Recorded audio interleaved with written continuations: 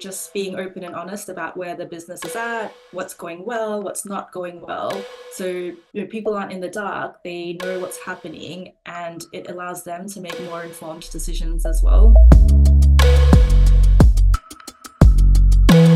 What's up, everybody? Welcome. I'm Chris Ortega, and this is For the Love of Finance, a series where we decode insights from top finance leaders and turn them into practical lessons for your career.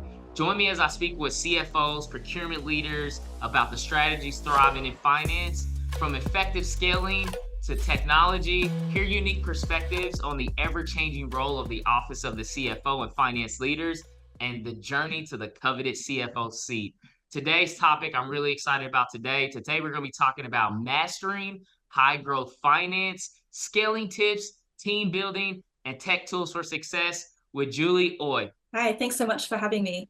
Yeah, so one of the key questions I always love to ask people and kind of kick it off is, how did you get started in finance? Tell us about your journey. How has finance changed throughout your journey? So probably a bit of a conventional, boring ride, but yeah, I started out at Macquarie Bank back in Australia. Kind of went through the whole big corporate cycle first, but actually in hindsight, that was a great training ground because I learned everything around best practices, work ethic, and actually I started work during the financial crisis as well. So being in an investment bank during the financial crisis, there was just constant change, a lot of emphasis on automation and restructuring. And so actually from that, I think, just learned that ability to adapt to any new news that was coming in every day. From there, I actually had the opportunity to move to San Francisco. And so when I got to SF, Nice. I started at a small company called PENSCO. There's about 100 people in the finance team of 5. And so that's probably where I got my bug for being in the tech community. In a small company, you have a bird's eye view of everything. And I was really lucky to be in a position where I got heavily involved in every single team, drive sort of like the unit economics modeling, operational efficiencies, working with the commercial teams on pricing. So once I got to London, I knew I wanted to stay in tech. I was able to get a role at Monzo Bank, which is one of the big neobanks here in the UK. So started Nice. as third in finance, yes. And in 3 years, we went from about 3 people in finance to 50 people. And the company went from 150 to 1,500. So definitely a lot of hyper growth scaling experiences, learning from first principles thinking. Once it got to about 1,500 people, I was really curious to explore early stage startups. So I joined a company called Runa, which was about 30 people at the time, looking after finance, ops, and legal, growing the company from 30 to about 150. And yeah, I think in this case, again, just kind of taking all the experiences from all the previous roles, but trying to apply them to earlier stage companies. And like I said, just really trying to leverage first principles thinking as a company grows. Yeah, that's awesome. Thank you for walking us through your experience. And like, there's nothing like early stage. And like, I think for me, I shared a similar background before starting fresh FP&A.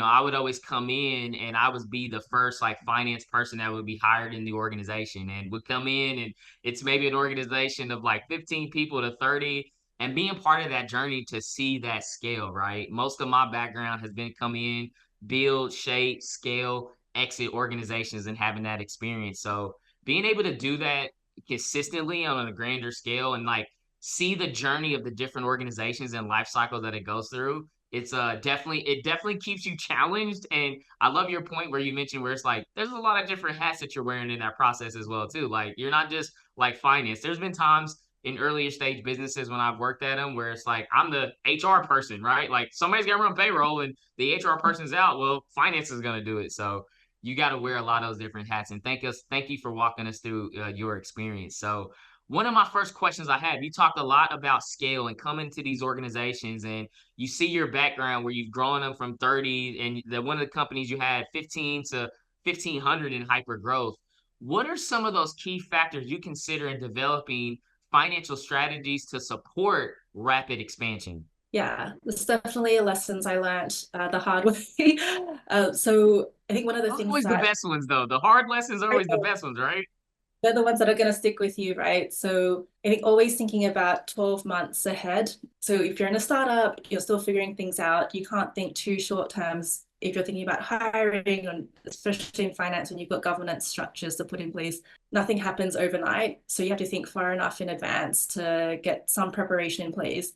but not so far in advance that, 18 months, 2 years, you honestly don't know where the company is going to be at, and it's a bit of a moot point. And it's always a delicate balance because I think like when you're at an earlier stage business, right, it's always that balance between accuracy and precision, right? And what I mean by that is, directionally accurate and precision. Precision is like, to me, 98% confident of what you think the business is going to go, what you think some of those core KPIs are going to be. And accuracy is like that 60 to 75% directionally accurate of where it's going to go. And in early stage businesses, it's always difficult because you're balancing, like if you're looking at the next 18 months from like a high growth early stage business, it's really like, hey man, there's a lot of things that can change. There's a lot of variables that can change in the next 3 months that directly dictate what that next 15 months is going to look like.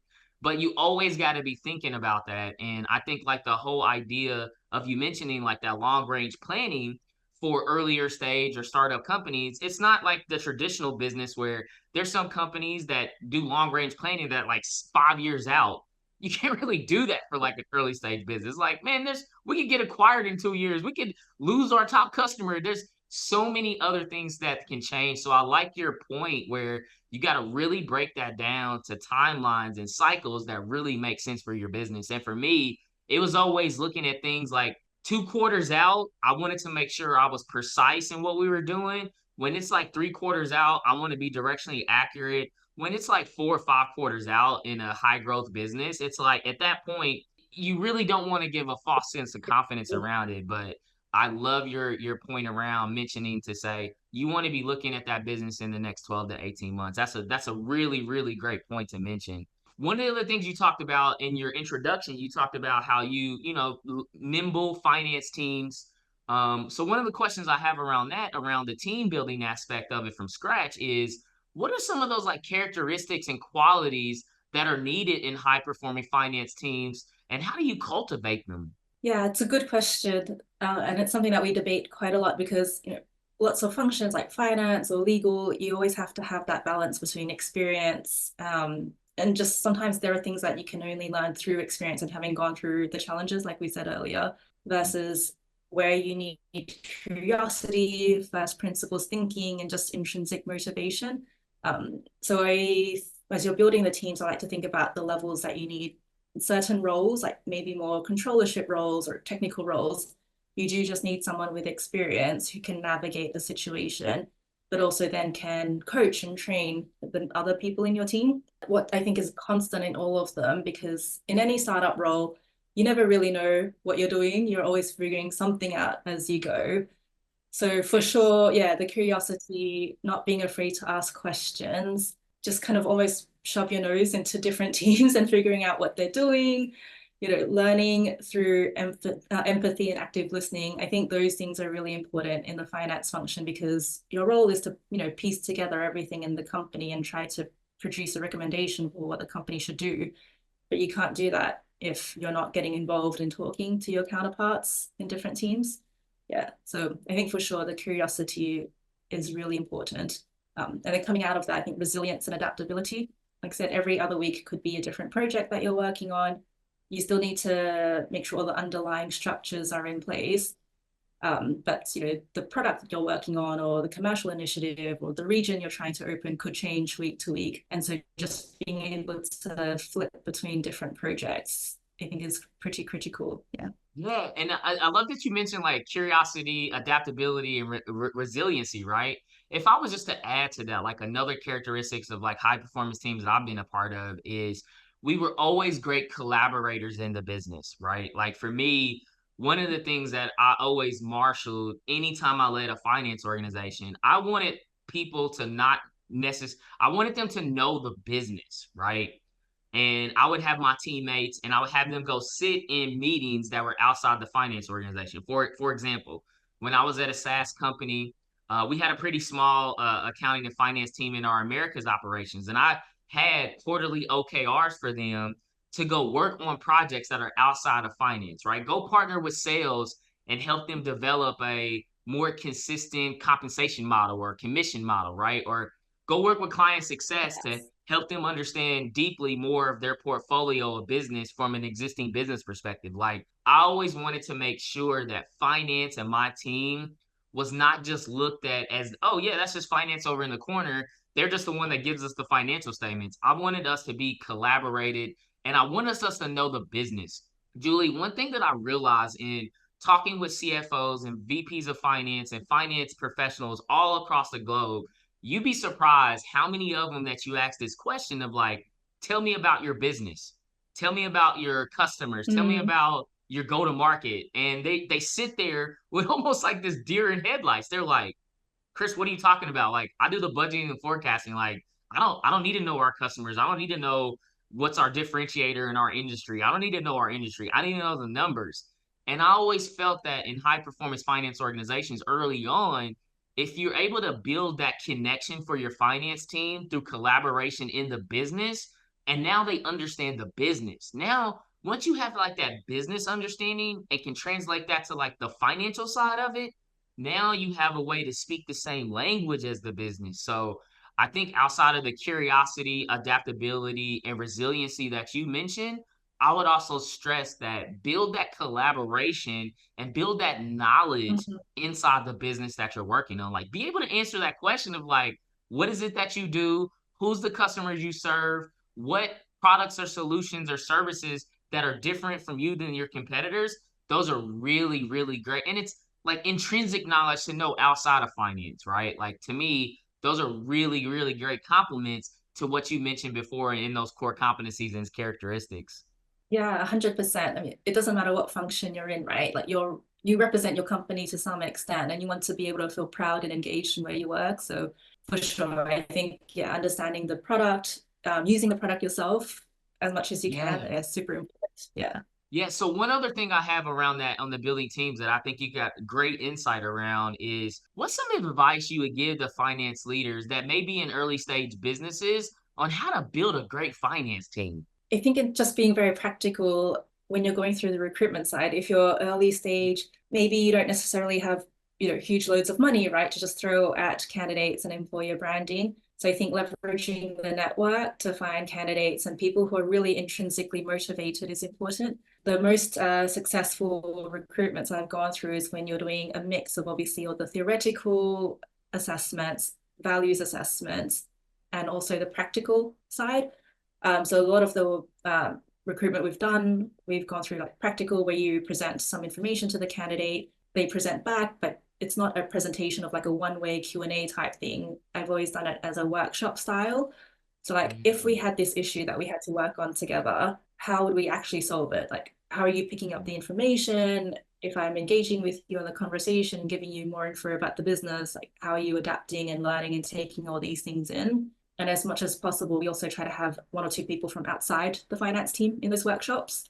So whether it is product or Mm. go-to-market, typically, that's really effective because we do sometimes speak different languages. And the most important thing to your point is collaboration. So it doesn't matter if someone's not a subject matter expert or like an industry expert in your exact space, but how are they learning fast enough and how are they working with people and their peers in other parts of the business to see if like, can we actually get to an outcome in this session here together? So I think that I, is always, it's a big time investment, but I found it very much worthwhile. Yeah. I love that workshop aspect of it. Like I never thought and like considered that because it's like when you have these workshops, it's like, and then also you're bringing in other people of the business to get that diversity of thought, right? You're getting Yeah. that different viewpoint, but you're also the power in that too, Julie, is like you're also getting the business to interact with finance in a different way, right? Yeah. And I love that. And to all those finance leaders, CFOs going back through and looking at that, that is a golden gem from Julie around getting a workshop together, getting other people in the other areas, and maybe it's tackling like a business problem, right? Like a lot of times where business is going well, or maybe your sales are struggling, or you're trying to focus Mm. on cash burn, or trying to extend cash runway, or you're trying to improve your customer lifetime value, whatever those metrics that you are. I think a lot of times in finance, where we make the mistake is like we do too much of a commanding to the business. We say, hey, sales are down 30% year over year. Sales, you need to tell me what's your plan and what you're gonna do around it versus taking your approach where it's like, hey, let's do a workshop together and let's diagnose this together. Like, let's go figure out how we can partner together, how finance can support you. What are some strategy? What are some tactics? What are some metrics or milestones that we're missing that we can align on together to maybe execute in the next 3 months and work together to see how we can make an improvement around that. And given that diversity of thought and bringing that in there, like that is a great example of building connection outside of just the finance organization. So I think that workshop idea is genius to be able to get your team getting into the root of core issues or core opportunities in the business, but also complementing that with business partners, with the people you're going to be working with on this stuff. Exactly. I mean, at the end of the day, like we said, you have different technical knowledge, different perspectives, and what really matters in a startup is how you're coming together and like moving the company forward, right? So you need to know that people can work together and trust each other for the best outcomes of the company. Yeah. Definitely, definitely, definitely. So, what we talked a little bit. We just talked about how to build those high performing teams. You share some great insights around some of those core characteristics and traits that you're looking for in finance teams. I want to switch gear a little bit and talk a little bit more about technology, right? Because technology for me has always been a way to amplify our value, right? I don't know about you, Julie, but all the finance organizations that I've led and businesses that I helped build, when sales are going crazy and business is growing, I never got the unlimited headcount that I can go higher, right? I never just got that like sales and marketing where you can just get unlimited headcount. I've always had technology as a complement our value. So one of the questions I have for you specifically around technology for scaling is how does technology play a role in enhancing financial operations and decision makings inside of early stage businesses?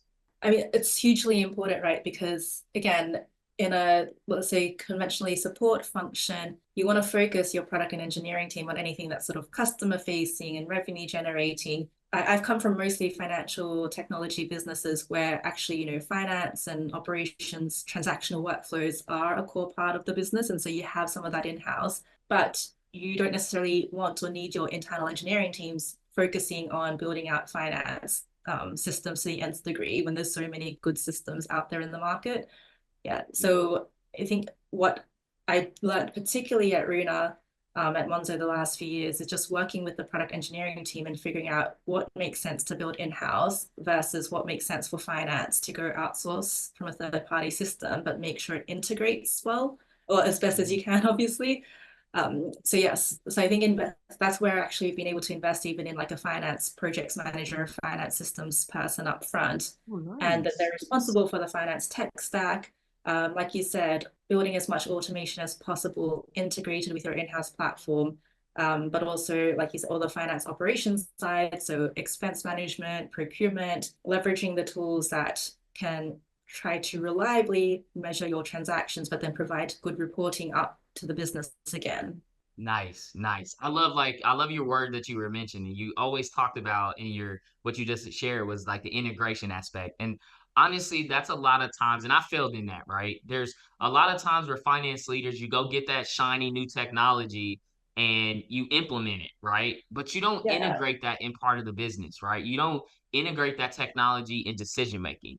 You don't integrate that technology in how you're doing your data analysis, right? It's just a standalone system. Maybe it's like, for example, you're implementing Power BI from a business intelligence platform, but nobody else uses Power BI, right? And it gets to that major I that you talked about was that integration, right? And one thing that I've always seen successful in adopting technology in high growth businesses was making, I call it the 3 I's of software implementation, right? Or technology adoption. It's introduction, it's implementation, and it's integration, right? And a lot Yes. of finance leaders and a lot of finance teams, they do a really great job on 1 and 2. They introduce that email goes out. We got this new technology. They actually implement it.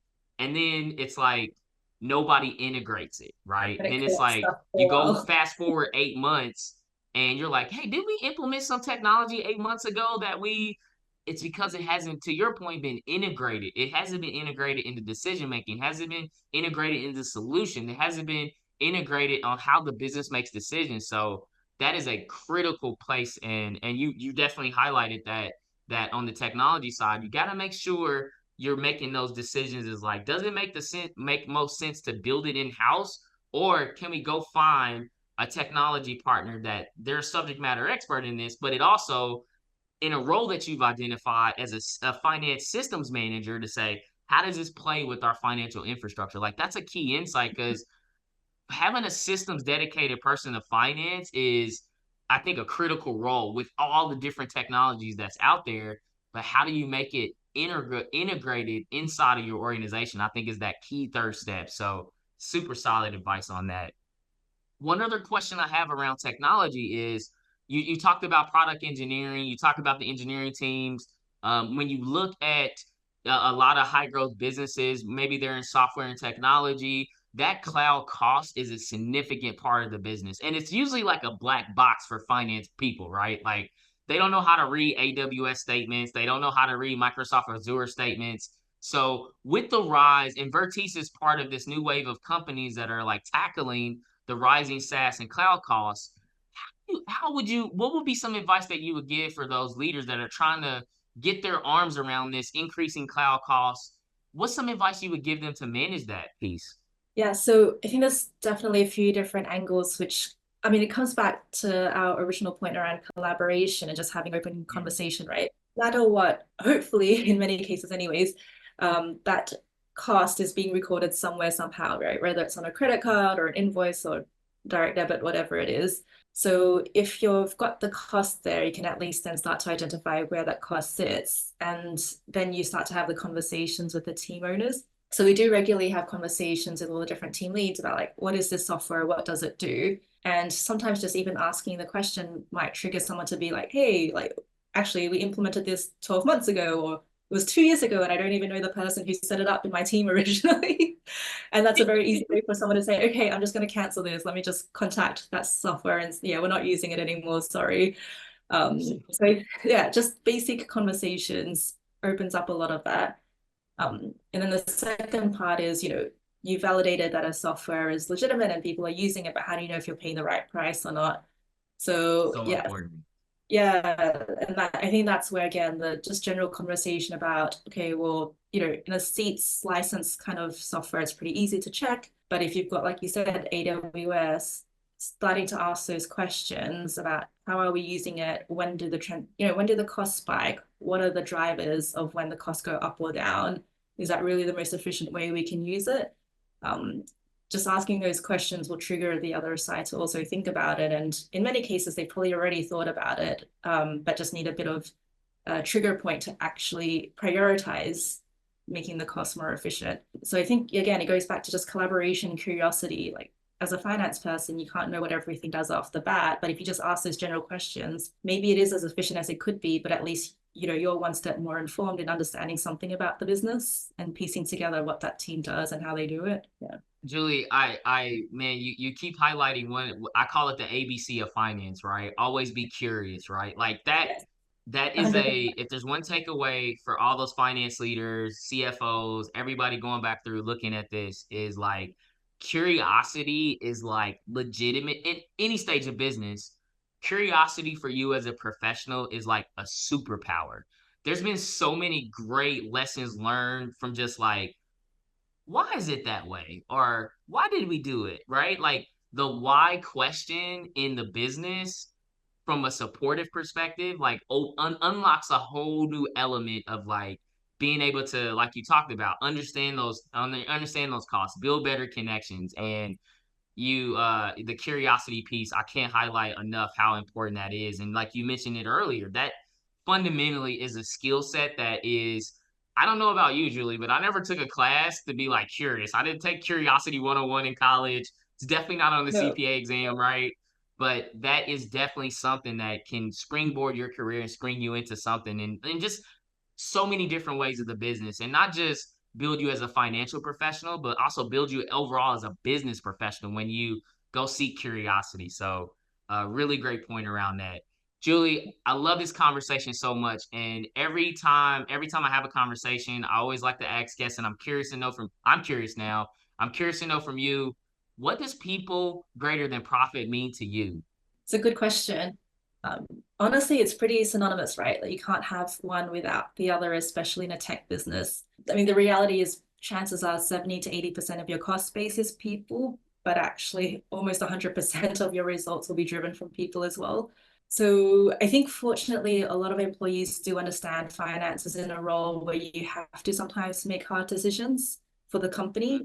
It's not personal, but we are in a place where we have to drive those decisions so the company has continuity. Especially in startups, you might have funding constraints and you can't invest in everything that you'd ideally like to. And yeah, I think most people are quite reasonable in understanding that. So I think in terms of driving the profitability and how people can engage with that, I think three things that I found that are really key. One is transparency.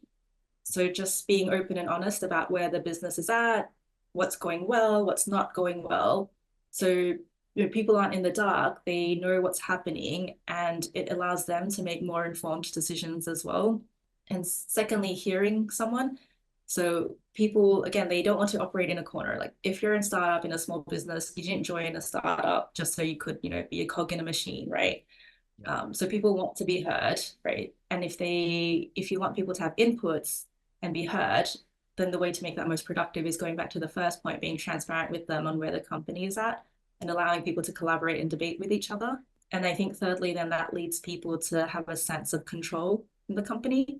Obviously, the only constant in life is change, right? And nothing ever actually goes to plan. But if you have the right information, you can engage in discussion and you can give input and control like your remit.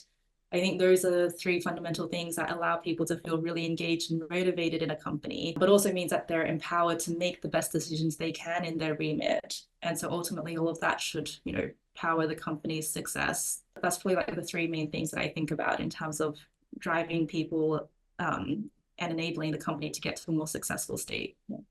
I love it, man. Transparency, hearing, and having control of the controllables that you can dictate and have that ability to be able to have that influence on. Julie, that was such a great, and I love your three-pronged approach of like looking at that. That's super insightful. I was sitting there thinking about, I was like, that's it right there, man. Transparency, making sure your people are heard. And then when they're heard and they feel part about, and the business is being open and honest about it, that gives a sense of like, what are my controllables and what my non-controllables are, and what are the things Mm-hmm. I need to have prioritization and focus on. So, Julie, Yeah. tremendous conversation. I've really enjoyed talking with you. If people want to learn more about you, connect with you, dive into your background a little bit more, where can people connect with you, learn more about what you got going on? Yes, so I am a bit of a professional geek, so you can definitely find me on LinkedIn. Feel free to connect, send me a message. Always happy to network with people. And thanks for having me on the show. I've really enjoyed it. Absolutely, absolutely. Hey, Julie, thank you so much for your time. Thank you all to the listeners. Thank you for your time, your energy, and looking at For the Love of Finance. If you've enjoyed this conversation and you got some value, make sure to like, comment, subscribe, and share this across your networks. And make sure you don't forget, catch us on the next For the Love of Finance. Julie, thank you so much for your time. Thank you.